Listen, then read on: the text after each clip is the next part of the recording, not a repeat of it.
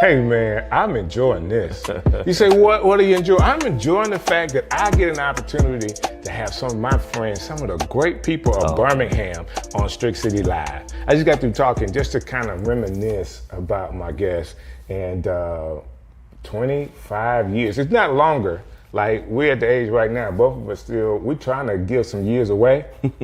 It's probably close to 26, 27. However, a man with a great heart, great family, loves people, and is pastoring right here in the city of Birmingham. None other than my guy, Mr. Minister, Pastor Doug Taylor. Is it not apostle yet? No. Bishop? No. Doug Taylor's enough. Doug is enough. I stick with pastor. Man, I love it. Bro, I had no idea until you brought that up. It's probably 27, easy 27 years. We're talking about 1997. I just got to town in 96. Okay. And a friend of mine, so William McCain, came the year later. So that was 97 when he got here. Yep. He was working at UAB. We're working at UAB together, information technology. William O'Neill was working at UAB. Yep. And they introduced me to you. And it's been on since then. And it wasn't about no church stuff at the time. We were just good dudes. Let me say this. We were all Christians at the time. Exactly. You know so that was a comment, but we weren't trying to church. We was just being guys, building a relationship, which I think is important. And then you go from there and you actually start a church. Yep. And I know you were in the Avondale area. Over in East Lake. We started in East Lake. We were in East Lake, April 1st, 2001, a little rat trap building. It was a storage unit that we used for a church. Then we moved over to Fifth Avenue, over in Avondale. We finally moved over here off Red Lane Road. We finally had a steeple. When we had a steeple, people was like, okay, they're a real church now. Do I remember Red Lane Road? Yep, right off of the, down from the Walmart, where Pastor Harris is. That's right. Yep. We did a Strick City over there. You did a Strick City? That's right. We did a Strick City over there. So I learned traveling with gospel hip hop artists and all of the people we would travel with, that sometimes we made an investment to get our own sound equipment. And just the way the acoustics worked in that church, it was the perfect set for the equipment that I had. Oh, that's cool. It was just perfect. So I remember this. Oh yeah. I remember rattling the windows in that church. I loved it. Right. Oh man, we had the bass was hitting so hard. No, it was great. We had a great time there. Absolutely. We had a great time there, and that, again, I almost forgot about that. But we did a whole Strick City tour, and we had to be there. Yep. At your church, and all the stuff that you guys were doing, have done over the years, and very close to a lot of your members of the church. Then I had another opportunity to come back and speak and do another Strick City. Sure did. At the movie theater. Yep. I say movie theater. It is his current church. And it's a great area. I think the way the church is set up is cool. Y'all have done a great job with even the gym part that you use. Yeah, we're excited about it. Be praying with me. I'm praying that we're out of that facility into the new one by the end of the year. My hope is, the Lord didn't say, but I'm hoping that by New Year's Eve, I can have my New Year's Eve service in a new place. The new place is going to be crazy. That's nice, man. New place is going to be crazy. I've been there, of course, and I've seen the sanctuary and the way it's set up. Like, it's rows for days. So here's the crazy thing about that building. We didn't buy that building for Better Church. Okay. So I hit a pivot probably about 8 or 9 years back where I was just unfulfilled with pastoring. Okay. I still love preaching the gospel, but I was like, people gonna join, they're gonna get saved, and that's the crux of it. But I'm like, there's something missing. And so I went on this journey of trying to figure out, God, what's next for me? And man, I stumbled across this statement that changed my life. Statement is, stop praying for a vision for your church and pray for a vision for your community. Bro, it pivoted everything. Okay, hold on. We can't go by that fast, man. Doc. You gotta rewind that. Don't pray for... Stop praying for a vision for your church and start praying for a vision for your community. And what that said is, I began to look at our church as the Garden of Eden, as it were. Okay. God tells Adam and Eve, replenish, subdue, dominate, which means here's a garden, keep expanding. And so what's in here should start impacting everything around. And so we became extremely outward focused. How many people can we feed? What are the issues that are facing this community? How can we be a partner? So, and here's the thing, not even about doing church, because this is crazy and we just rambling. I'm going, when Jesus at the feeding of the 5,000, he didn't ask who was going to get saved. He didn't. It wasn't even about the ministry result at that point. It was a family's needed support. And he freely supported and impacted them. And then if you want to go further, eat my flesh, drink my blood. But right now, I'll need to meet those needs. And so we pivoted. It was like everything was outwardly focused. And so if they come to church, great. If they don't come to church, great. We're going to pray for them and, minister to them. But how can we serve the people around us?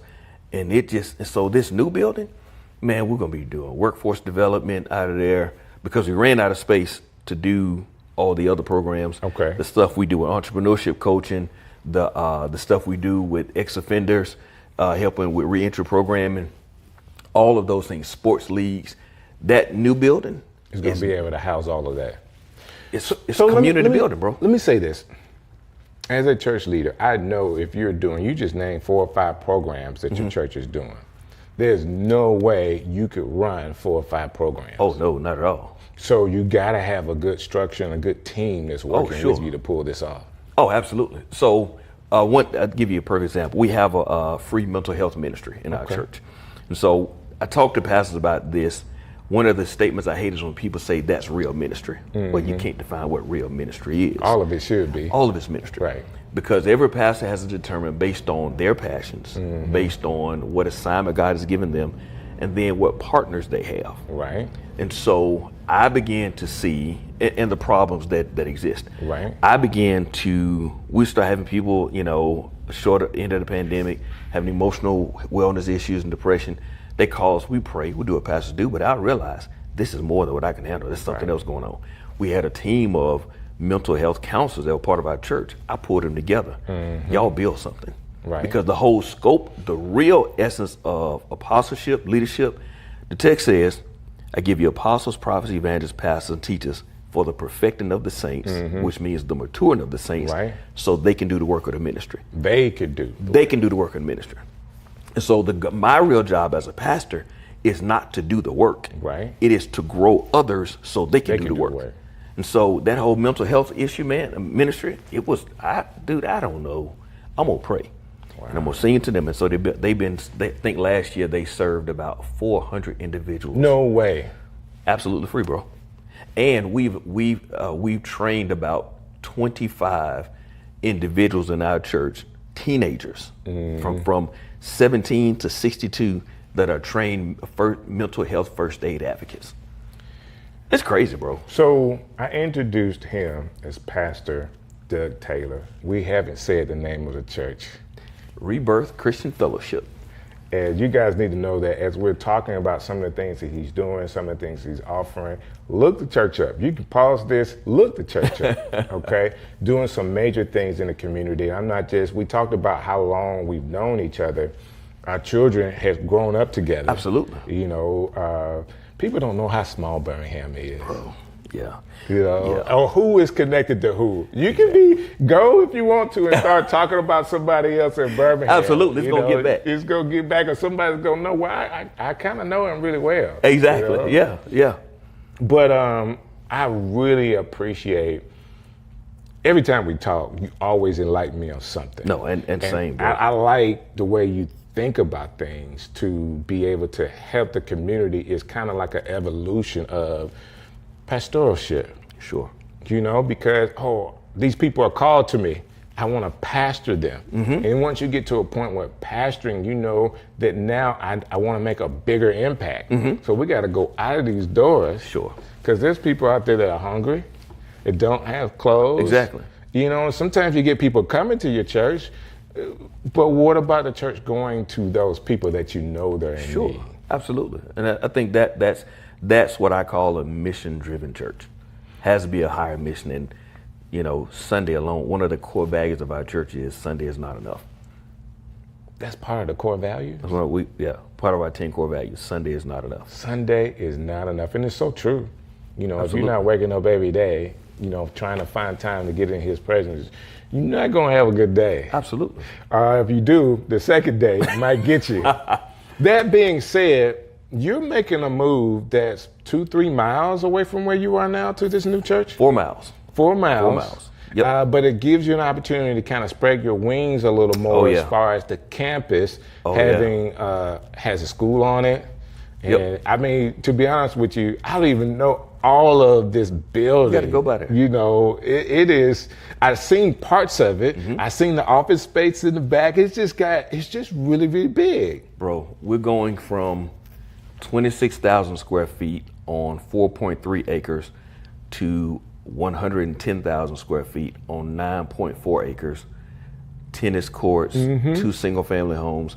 And here's the thing, bro. It's all to the glory of God. I'm not smart enough to do this. Oh, come on, man. No, I'm telling you, man. I mean, and when I say this stuff, it's not to say what we've done. It's just grateful that God has trusted us with His resource. I mean, I was on a podcast today. I was like, I would have never picked me to pastor. I would have never picked me to preach. I know too much about me. Wow. And for God to know more than what I know and give me the privilege of doing this, bro, I love it. I'll never take it for granted. So you hear why I like this guy, right? You can actually hear while we're talking. One of the things that I know about you, because I am long-time friends with a lot of your members, is that you've always had a heart for entrepreneurs and business people in your church. How are you building them currently, and how do they fit into this next move? Oh, bro, it's a big deal. So I believe that entrepreneurship is one of the hidden gems of the kingdom of God. The truth is, I've been an entrepreneur for decades. I started doing business at 9 years old. It's crazy, 9 years old, because it's just images make sense. Then when I saw in Scripture, you think about it, of all the disciples Jesus picked, most of them were entrepreneurs. They were business people. I had the opportunity to spend 10 days in Israel in 2023, and it's changed my whole scope, bro.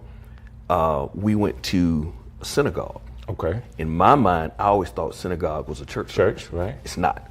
A synagogue is roughly the size of where we are right now. It's a gate outside the city walls where the merchants meet to discuss scripture, to discuss concepts, and it is a marketplace. So when Jesus is going to the synagogues, he's not at church. He's in the middle of market. 2 Kings 4, the woman had, the widow woman said, they're going to come and take my sons, can't pay my bills. The Lord didn't give him a miracle. Elijah said, what do you have in your house? I got some oil. He puts her in business. To sell the oil. He puts her in business. Absolutely. And so she starts, God performed miracles through an entrepreneurial effort. It just makes sense to me. And so we do a lot of cool stuff for our entrepreneurs. We do stuff like pop-up Sundays throughout the summer. We let all of our entrepreneurs sign up and have a Sunday that they showcase their wares. We do entrepreneurship coaching through our nonprofit, Rebirth Community Corporation. We do an 8-week program, Reboot, where we teach all these entrepreneurship skills, accounting, the legal component, marketing, but we also have mental health counselors that come in and teach them to not only study spreadsheets, but how do you stand under the stress of being a business owner? Because I was always taught just make money. I was always taught about be profitable. I was never taught how to manage the pressure. And so it's another component that we bring to the entrepreneurship journey that's changing people's lives. And bro, the stuff we're gonna do over here, it's gonna be crazy. And I believe that. I think, you know, sometimes having the programs as a start, you know how God works. Sure. You know, you got to start. You got to take a step. You got to take a step. And then he adds to that. And if you already have these programs going, you've already taken your step. Now he's increasing the territory. Exactly. It's a stewardship thing. Faithful over a few things and make you rule over much. So not only that, because as I'm sitting here thinking, like, it's just so much stuff over the years we've done. Even going to, like, at one point, as a business person, you were doing business as a wholesaler for cars. Absolutely. Are you still doing that a little bit? No. You had to give it up because of time? Yeah, it was. I have to fight because entrepreneurship is in me. You. I have to fight taking on other endeavors. But it was great at the time. I still keep the license, right? So I can have cheaper car insurance, and I like cars, so I buy it and sell them. That I can help my family out. But as far as I actually still run the business, nah. But it was cool. It was cool. Did I buy a car from you? I don't know. I know we went. You should have. I bought a car from you. You sure did. You sure did. You sure did. I bought that Jeep for my daughter. Well, 2 cars, because we got the in-laws got a car too. You sure did. Yep. So I actually went from wholesaling to actually becoming a retailer. I had over in Roebuck, I had my own office and lot, and I was, it was cool. It was a good hobby. I liked it, of course. I've actually sold cars, but I like the whole wholesaling business. I just don't have time for it. No. I don't have time for it. That being said, how do you handle, first of all, there is a men's conference that's coming up, like at the end of this week. So I'm gonna be sure that people know about this conference. We're gonna talk about that. Yep. But before we talk about that, so y'all hang on, because we got, for all the fellas, this guy's not just cool for no reason. Like, he's making an impact. But I wanna know, like, how do you as a person handle being a pastor when it comes to all the negativity of, oh, you a pastor? Well, I normally don't lead with being a pastor. Right. I got a couple guys in my church that I played basketball with them and a wife for years before they even knew I pastored church, and they were cussing, oh, you missed it, blank, blank, blank, layup. Like, hey, man, Right. But when I told them that I was a pastor, it was like, okay, we can fool with you. Right. So I rarely lead with that unless I'm in certain circles. But then I just have to understand too that in every profession there are some good, there are some bad. Right. And I can never eliminate the stigma that exists on some preachers, because real talk, we earned them. Okay. The truth is, I handle it by understanding that many of them are valid. Right. Because there have been some messed up preachers, messed up doctors, messed up bankers. So to deny it would be intellectually lazy. Gotcha. But to counter it is understanding that nobody ever highlights the planes that land. They only have a newscast about the ones that crash. And so I just have this mentality. No, sir. No, sir. Like, when you around me, you just can't just drop something like that and keep talking. Yeah. Because they don't talk about all of the thousands of planes that are in the air at one time. Absolutely. It's that one that comes down in this major news. I get it. And as a pastor, hundreds of thousands of pastors. Absolutely. But, you can find the outliers that don't represent the profession well. Absolutely. And we have to own that. We have to own that there are some that have misrepresented what we do. I used to be offended, and but I was like, you embrace it. You just have to understand it's the truth. But the other thing too is, at this point, I try to counter that by being willing to explain, at least give a point of reference for why they're off. Few people, if you haven't passed it, you don't know where to take the pastor. Right. I tell us all the time, okay, you doing this. Having a camera does not make you a photographer. That's right. Having a Bible does not equip you to pastor a church. That's right. And so I have to understand that there's some things that people think about pastoring. And I'm going to try to explain to you why that's not new. I have people say, well, all pastors. I'm like, well, we don't do that. Well, we ain't talking about your church. I was like, well, if you're not talking about our church, don't say churches. Just say some churches. Eliminate all those extremities. And so I'm like, I just want to model something different. Gotcha. And so, and I know I'm not going to win everybody. That's right. I know people aren't going to accept everything. I say all the time, if I walk on water, you're going to say it's because I can't swim. Right. It is what it is. Right. I want to make sure that the people that I walk with know my heart is right, know my intentions are right, and I want to do it the right way. That being said, I have 3 boys. My youngest in September would be 20. Wow. And I have a heart. We grown, bro. I'm like grown. You know what I'm saying? I'm so grown, dude, it don't even matter no more. Yeah. Like, what you think, what you got to say. I hit a plateau. Well, you know what? I don't care. Yeah, exactly. Yeah. It's just, There's I a used to freedom in care. that. There's a freedom in it, bro. It's a freedom in it. Yeah. There's some wisdom that comes with age that until you get there, you don't understand. Sure. Now, I do have how you want to say it, I'm a very A-type personality, but sometimes I would back based on the audience, people I was around. I'm not doing that. Yeah. You know, that being said, I do think that there's a time for us to focus on men. I believe a generation ahead of us didn't do well with communicating to the younger men. And I want to be sure that not only am I a visual example, but also a physical example as far as being in front of men and helping, supporting men, and just be able to talk to them. Yeah. I was telling my youngest son the other day, I said, you I know you don't like this, but it's gonna help you. Right. And I'm thinking he might never appreciate it. Sure. Not verbally and not in his heart, but if you don't stop doing this activity, and I know you're doing the activity and I don't help you, it's my fault. Absolutely. No, dog, that ain't gonna happen. Not with me. Not with me here. I grew up, man, and the men in my family were not vocal enough. Very vocal women, not vocal men.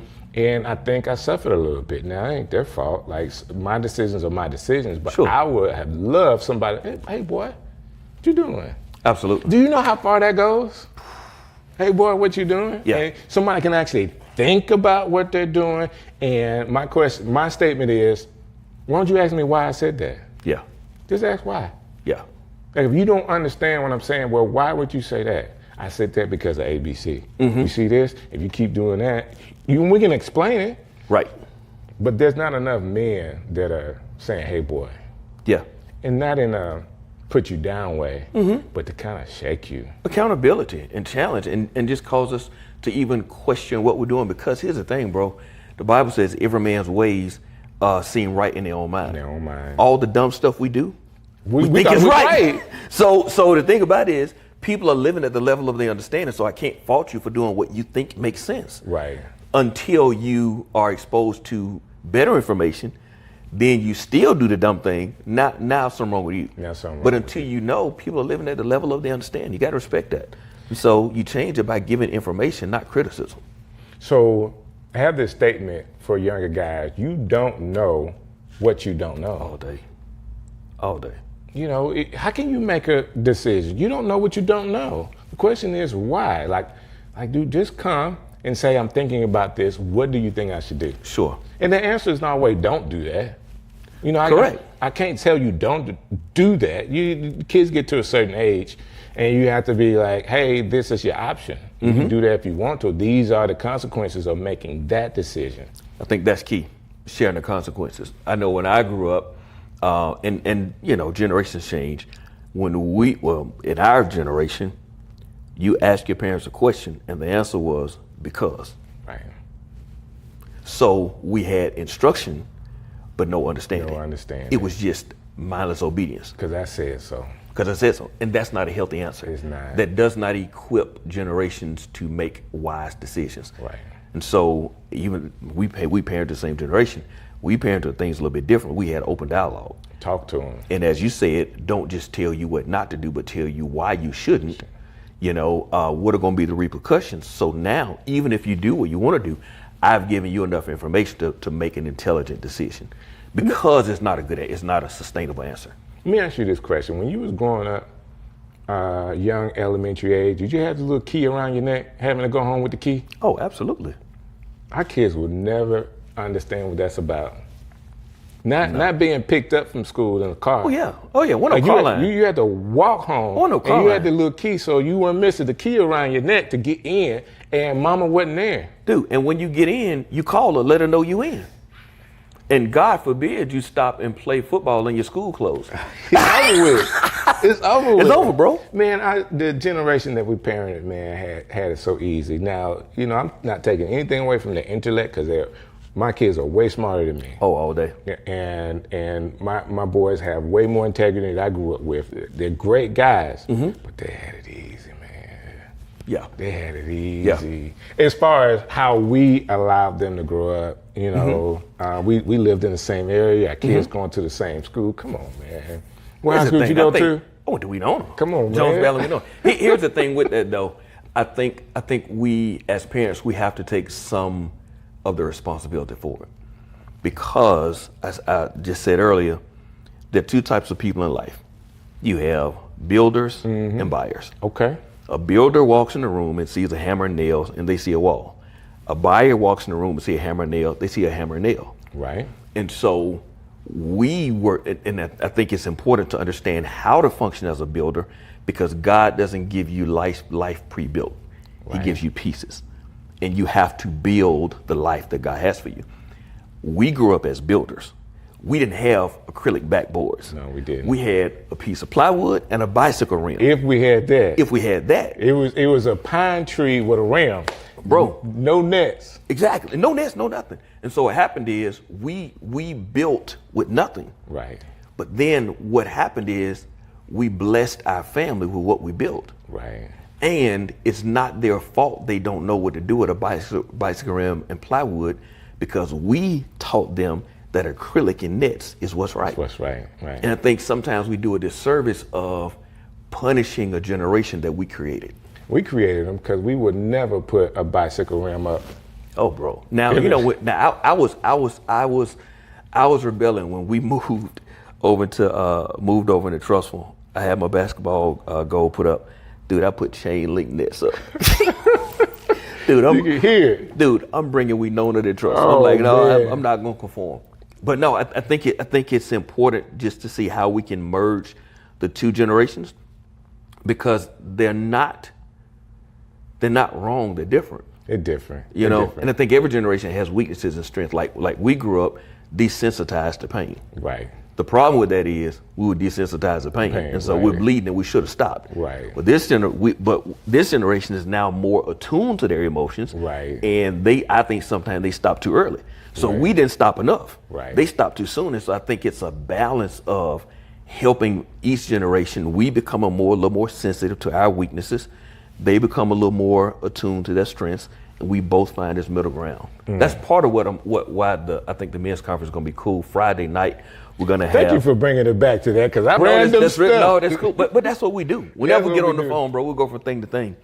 But what's going to be cool about Friday night is we're having a special session for young men, 12 to 18. And this is August the 8th. August 8th and 9th. So Friday night will be the kickoff. While the young men are having a breakout session, I'm going to have a panel for multiple generations. And so I'll have 3 generations of men talking through certain topics before the crowd to see how this issue is managed in different generations. Like, perfect example, I had to tell my son, so he went off to take a job in Orlando, and I told him, you're grown. I don't think the job is going to be good for you. He said, why? I said, because you're different than me. When I started working, I was looking for the 1st and the 15th. Right. You're looking for fulfillment. You're not going to find fulfillment in that job. Oh, man. I was looking for a payday. You looking for purpose. Right. And so he's way more in tune with life and things that matter. I didn't start thinking about a life that matters. I'm in my 30s, bro. I'm trying to pay bills. Right. And so what happens is, in that, I even think that's where sometimes we discount and even throw bricks at this next generation for not having what we call the same level of loyalty. Well, I'm not fulfilled. They're not, because they going to the next thing. Going to the next job. And granted, you should develop a healthy work record. Right. But I don't want to make a lot of money and hate my life. I want to find fulfillment. I like that. It's just, it's finding the balance, bro. I'm going to do this thing. And I know I'm talking a lot. Hold on, before you do that. Men's they conference. want more details on men's conference. How can they get that? rebirthchristian.org/kingmaker. Friday is going to be great with the panel. Saturday is going to be crazy. My friend Ricky Smiley is going to come talk about being a king in crisis, how he navigated through the death of his son. That's cool, man. Larry Thornton is going to come talk about being king, overcoming Jim Crow, overcoming challenges. Okay. He was just a pillar for our community. He partnered with Magic Johnson in the 90s and opened the McDonald's and developed the Heritage Center on Okay. the west side. Navigated from Jim Crow poverty, has emerged and become a leader in corporate America. Brandon Cleveland is going to come. He's going to talk about a king in culture, how we can thrive in this secular world and maintain our spiritual convictions. Okay. And what's dope is I got to talk about entrepreneurship. I got a young man in my church, Anthony Gaucher. He's going to talk about, he's 14 years old. 14. And he's going to be one of my speakers and talk about up and coming kings, how he's navigated through running a successful business. At 14. At 14. His father passed unexpectedly, and just his journey of dealing through that and some personal challenges and finding himself. And he's an athlete, strong leader, Christian leader. He's just, so I think it's going to be, it's going to change the trajectory of what I consider church conferences to be. Wow. It's going to shift from doing better church to actually raising our thought process, raising our perception of what happens because of my walk with the Lord, what's possible. If some people are hearing this, men don't like to sit down and talk, all right? So conferences could be a big deal. What would you tell a young man that's watching this and may be questioning whether they should come or not? Like, what would you tell them? Not just, hey, this is what it's going to be about, but what would you say if you would kind of entice them to come? I really believe that life is dependent on it with all my heart. Everything in life we learn one of two ways, either by mistake or by mentor. Okay. And God uses mistakes to teach people who are too proud to submit to a mentor. Okay. I like that. It's crazy. And so God uses mistakes. He uses mistakes to teach people who are too proud to submit to a mentor. Every now and again, I know you're just so cool, but that pastor thing just comes right out of you. It's what I do, bro. It's what I do. It's what I do. It is that's quotable, brother. Bro, it is crazy. And so you think about the mistakes. I was making a comment the other day when people talk about if I had known then what I know now. The truth is, I did know it. Somebody told me. I just didn't believe Didn't it. believe it. I wanted to try it your own way. So it's not if I had known then what I know now. Now I know the mistake. Right. But I knew the truth when they took. I just didn't think it was a truth. Right. And so I think it's important, especially for young men, to be in an environment where we can exchange, where we can add value, where we can receive, because you'll never be your best by yourself. And whatever mistake they're making in life right now is probably because they don't have a successful mentor. And here's the other thing, bro, of understanding that championships don't transfer. Okay. So that year, you're the champion for that year. In that league. In that league. So you're a champion at Pop Warner. You're not a champion in the pros. Right. And so just because you're killing the game with your shoe game, killing the game making money, does not mean that you're killing the game as a father, as a leader, as a friend. Some other and so things. just because you're winning here does not mean you're automatically winning everywhere else. It could also mean, like, sometimes there are some areas in your life that you're not good in because you're focused on that winning area. Absolutely. Because we don't want to focus on the development because I feel second class. So I go back to refocusing on the thing that I do well, because I don't want to acknowledge that here's an area for development that I don't want to do. And sometimes it could be home that you're neglecting All day. because you're winning somewhere else. I used to always tell people, and I try to get it myself, like internally, Michael Jordan had his own physical trainer, Yes. okay? Like, he paid for his own coach.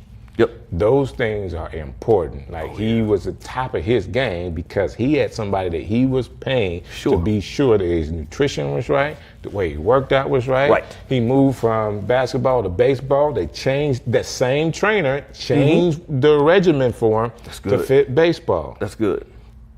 We want to be successful in life. In everything that we do, you want to be the best. You want to be a Michael Jordan. Why not do what he did? Absolutely.